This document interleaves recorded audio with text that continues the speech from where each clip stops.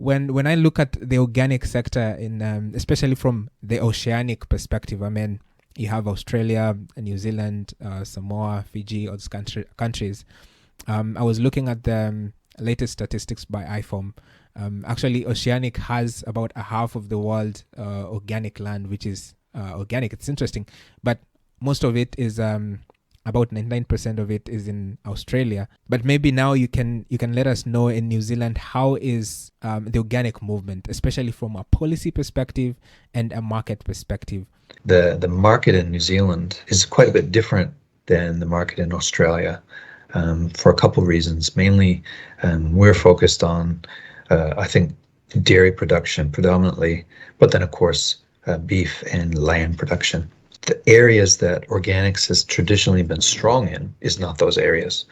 They're horticulture areas, so grape production for winemaking, or kiwi fruit, which you may be familiar with, and apples, which we call pip fruit here. BioGrow certifies almost all of the apples and all the kiwi fruit, and about 50% of the dairy production, and another 50% of all the other livestock production.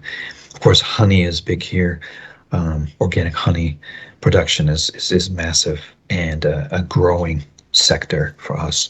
But the organic sector here is growing at about 6.5% a year, and there is very little government support.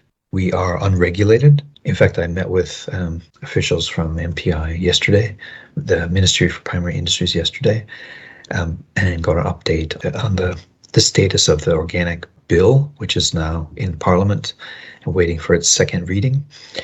And also we're working on the regulations and the standards for organics. So right now, our customers can export to the EU or the US or Japan and other places like Switzerland and where else? Oh, the UK, of course, through the government export only program. But the domestic market isn't regulated. So, and the same is for for Australia. So Australia also is unregulated except for exports. Exports are regulated. And this is a peculiarity, I think, in Oceania, that they don't want government regulation over primary industries as a kind of rule. And I think it probably has served them very well, because that way they can be very nimble and essentially they're responding to overseas regulations. So essentially they produce to the overseas regulation rather than having their own regulation, which then they need to negotiate. So it's a really kind of fail fast way of looking at things in a certain way.